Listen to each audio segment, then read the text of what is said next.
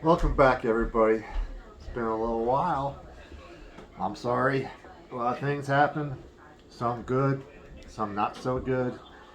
I'm going to try to get you all up to speed in the shortest amount of time as possible. I don't want to ramble on, but some of it gets a little complex. So, here we go. Welcome to the Vega Chronicles. So, does everyone remember the turnaround that I was using for armrest? Well, that was Tommy Depaul's, and he put it on his 55 Chevy.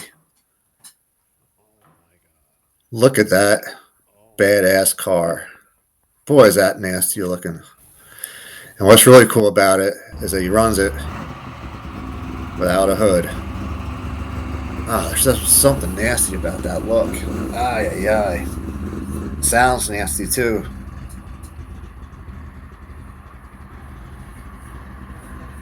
Look at that car.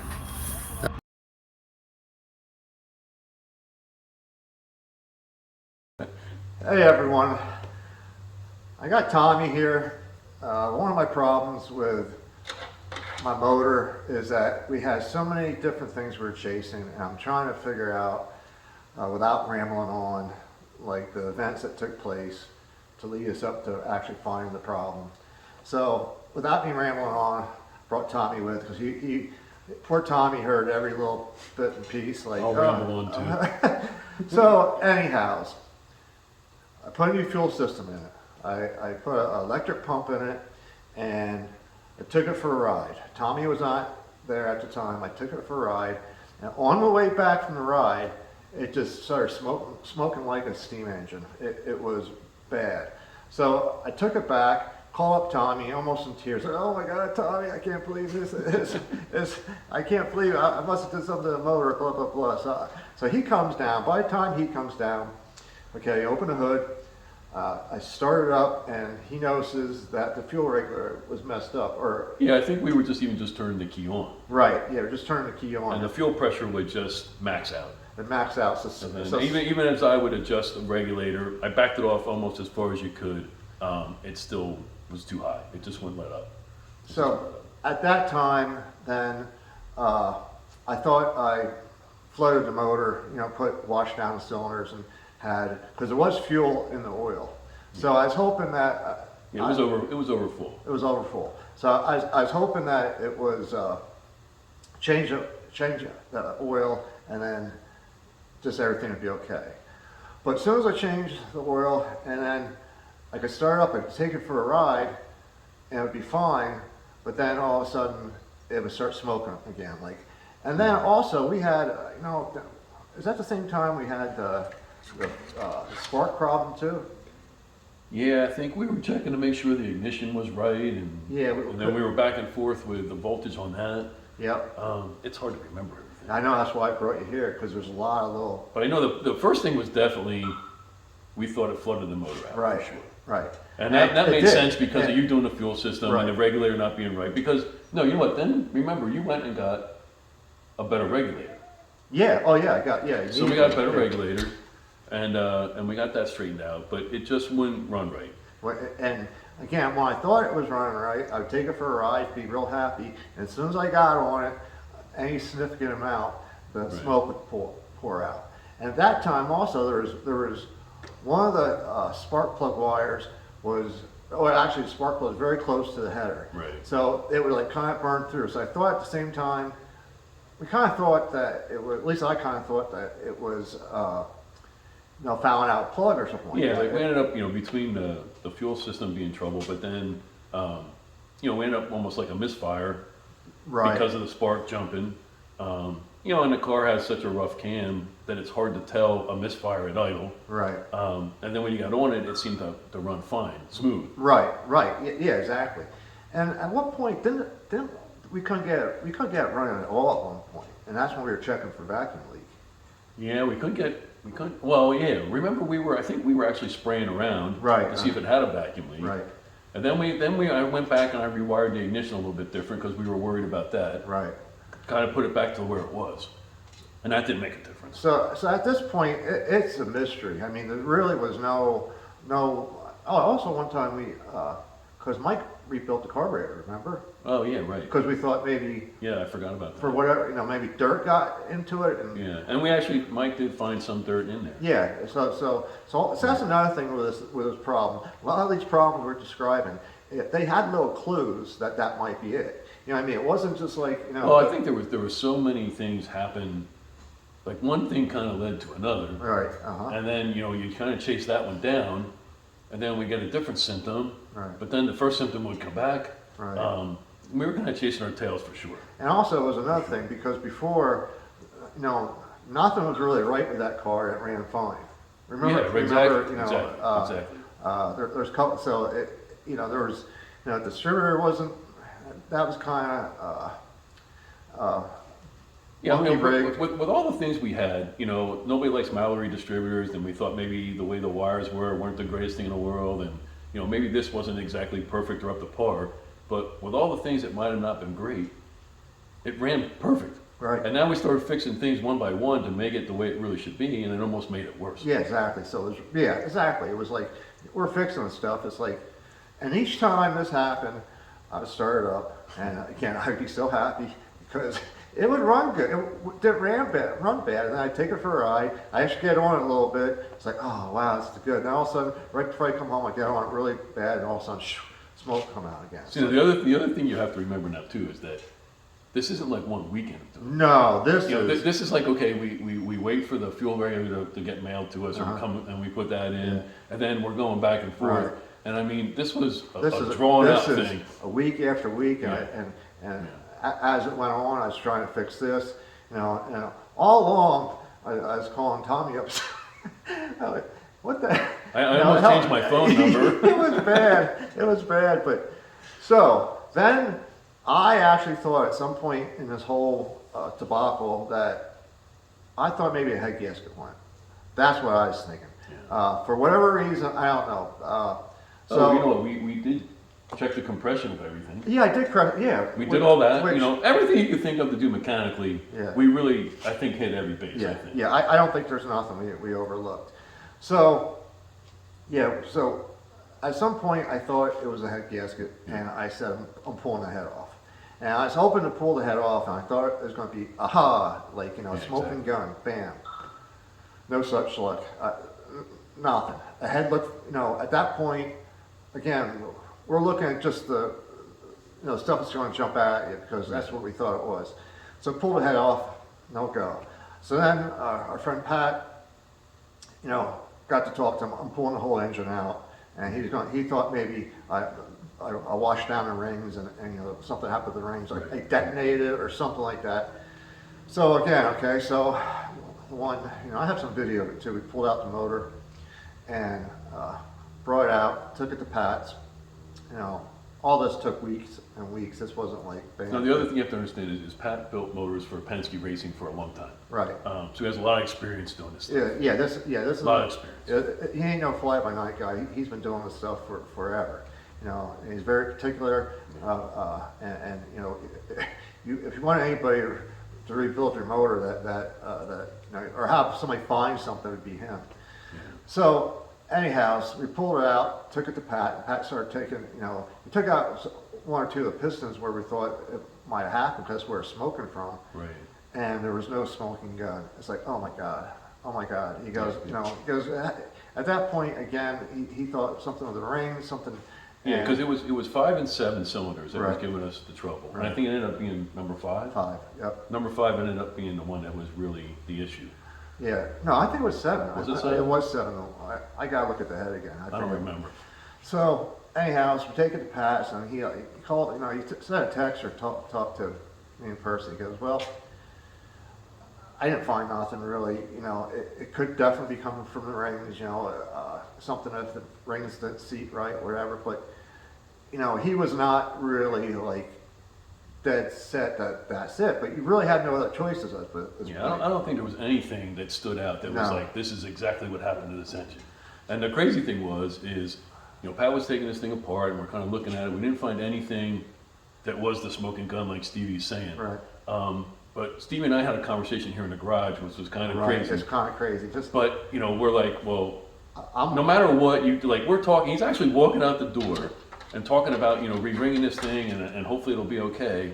And as he's walking out the door, I don't know, the light bulb went off for both of us. I just said, no matter what, change these freaking heads out so that we don't put this motor together and have an issue. Yeah, like, just make everything new. Yeah, and I said, oh my God, I was just thinking, it's one of those freaks, True. I said, oh my God, just thinking of that. So if we put this together and it smells like that, Yeah. I'll cry. I don't know what we're gonna do then. I'll throw a torch to it and burn it and start over. It There'll was be bullet holes in it. Yeah, it was bad. Yeah. So it's like, okay, yeah, I'm gonna get some new heads.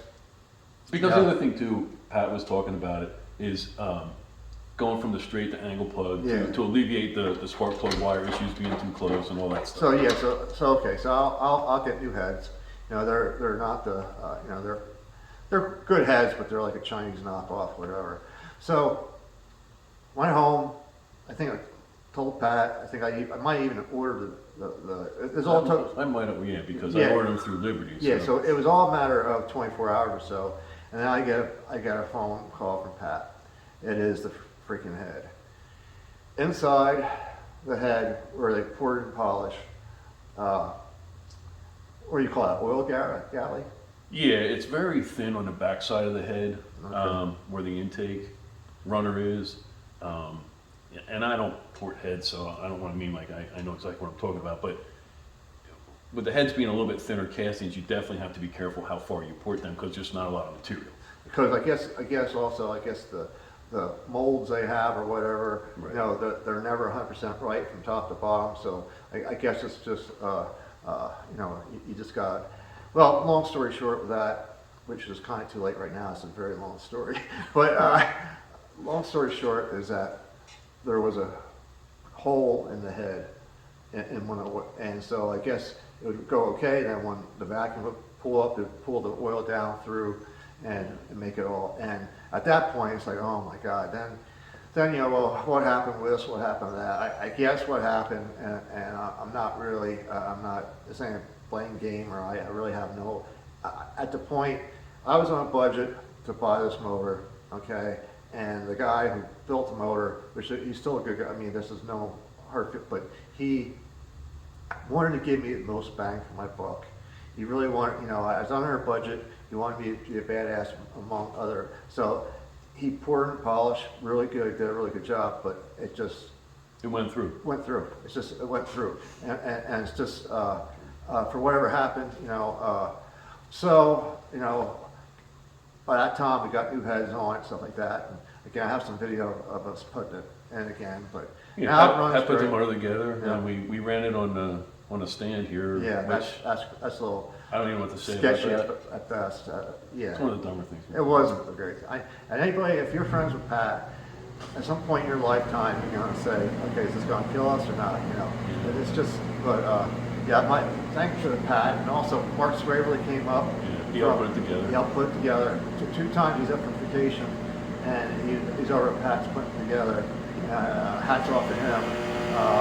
And also, he was a little bit of inspiration for Pat to get it done. And we were shooting for like the Christmas before, the weekend before Christmas, and it turned out to be like the weekend after Christmas. So I couldn't thank everybody, Tommy, Pat, Mark, everybody who helped out. Mike helped us put the motor in. It was a effort from everybody, and I think everybody was sick of seeing me fucking cry all the time. It's actually what it was. What are we gonna do? Well, we all, really, that's one of the crazier problems to try and track down. That was hard. I guess for all of us working on cars our whole lives is that just because you have a new part, it doesn't mean it's good. And that's a lesson we learned again. We went through everything we possibly could. I would have never thought it would have been that. You can't. Even Mike and I talked about it. I would have never said of all the things that happened to that car and the way it was acting was that, do you think they could have poured it through the hole? I would have never thought that. I never thought nothing like that. And it was. Now again, I got to emphasize that this was weeks and weeks and weeks. It was a summer. Yeah, it was a summer of constantly doing something different to it, testing it out, constantly doing something different to it.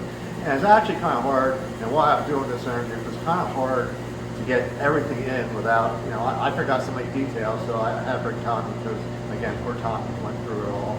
he went through a lot in his life, why he had to go through this, you know, but it's all good. He, Just Frank's up there. yeah, right. Yeah, this is pretty far up there. Yeah. But thank you for your time. I really, I hope you listen and maybe realize why I was such a little crybaby. Well, and maybe from us two being idiots, you might learn something on Yeah, from us, man. you know, Right. because I don't know if we really missed anything. I don't think so. We got But it is tough to think that your new part's going to be new, yeah. and we kind of skipped over that a little bit. But it runs great now. It Yeah, sounds great. Sounds great, runs good, everything's good, and I thank everybody. Okay, let's see what's coming up next in this video. All right, I'll see you guys soon. See you later. How we do it? I think great.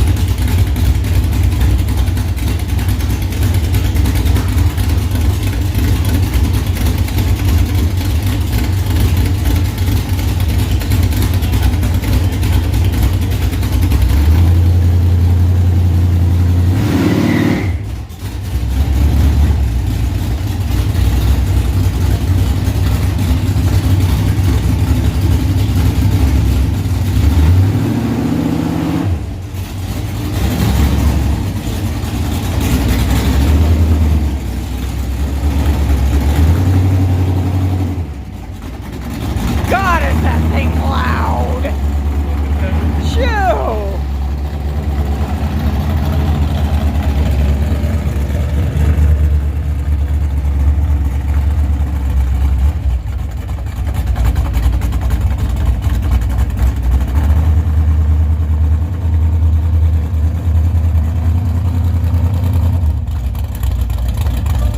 Okay.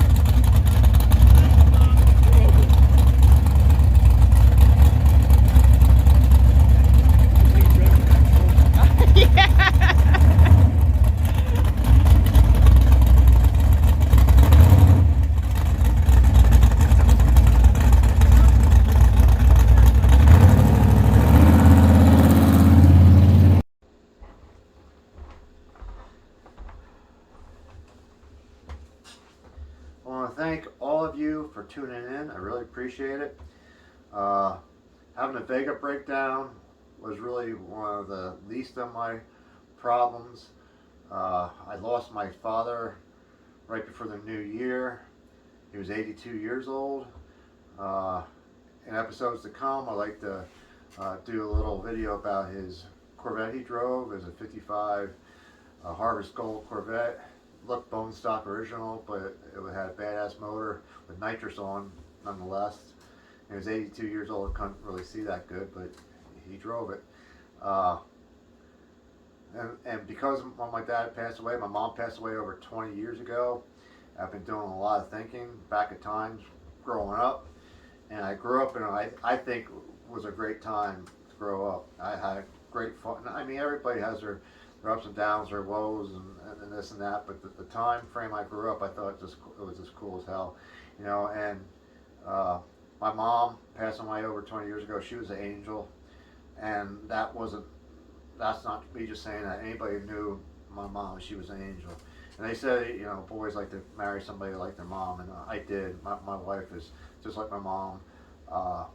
Spoils the hell out of my kids, just like I was spoiled growing up from my mom. And just a lot of things come back into mind, thinking growing up and stuff. You get so busy in life, and but you always have those memories to fall back on. And I had some really good memories. I really did. I wouldn't change it for the world. Was everything perfect? Hell no, it wasn't perfect. Who is? I think life being perfect would be boring. So you have a lot of ups and downs. But as the show continues on, I'd like to maybe, like I said, do some stuff on my dad's car, and then, you know, also my oldest boy's car. He's making a nasty nitrous motor for his car. That thing should be back together pretty soon. That's going to be cool. Just a little story real quick. My dad was in the hospital, and I got to talk to him days before he died, and he seemed great. This was, to me, it was sudden, but he seemed like he was pretty good spirits. And, you know, I was joking around with him on the phone a little bit, but something was really odd, a little bit off, because, you know, he loved the Kragers on my '57 Chevy. And one thing I always do in the wintertime, I take WD-40 and I spray it all over the wheels. So, you know, over the wintertime, being in storage, they don't get rusted up. And one thing he kept on saying goes, you know, he called me all different types of names, slugger, whatever. You know, make sure you got your wheels sprayed. I said, yep, I got it. He goes, you positive you got those wheels sprayed? He goes, don't let those things rust on you. They look beautiful. Your car looks beautiful like that. Blah blah blah. And it was a little bit odd, him going on and on about it. But I think he kind of knew something wasn't right with him. I think he kind of thought it was his last time. I mean, and just so the last time I talked to him was about cars, and then my oldest boy talked to him the next night, and it's a big thing with my dad. My dad, for years, always kind of understand people driving stick shift, because automatic was quicker, and, you know, you just hit the automatic, and, you know, he was not a stick shift guy, okay. And my oldest boy is a stick shift guy. He won't even look at a car after he sees it's automatic. He likes stick shift. It's something, you know, to me, you know, that's a whole nother story. But to the true blue stick shift guys, they don't even, you know, automatic, they'll drive them, but they won't like it. So my son calls up my dad. He's in the hospital, and he's talking to my dad about this motor's being built. It's a nitrous motor. It's supposed to be a bulletproof nitrous motor. I mean, my son's putting a lot of money into this. So last thing, you know, they had their words talking, you know, and last thing my dad said to my son was, you know what I'd do with that car? And my son Josh said, what? He goes, I'd put a fucking automatic in it. That was his words. And so that last couple words he spoke to my son was about cars. Last words he spoke to me was about a car. It's just something he had in common, like with my son, and he loved all the grandkids. Now it doesn't mean that, you know, he loved them better than anybody else. It's just he had interest in cars, and that's just something that, you know, they relate back and forth. But yeah, I'm gonna miss my dad. My dad was definitely a unique person. Not perfect. I'm not perfect as a dad. But one thing with my dad, he was always there. Very few people are that blessed to have somebody there all the time. Sometimes maybe you didn't want him there, but he's going to be there either way. But so with that, I want to miss you, and I thank you all for tuning in. And hopefully, I'll have another episode coming up not too soon from now, not too far from now. Okay, thanks again. Later.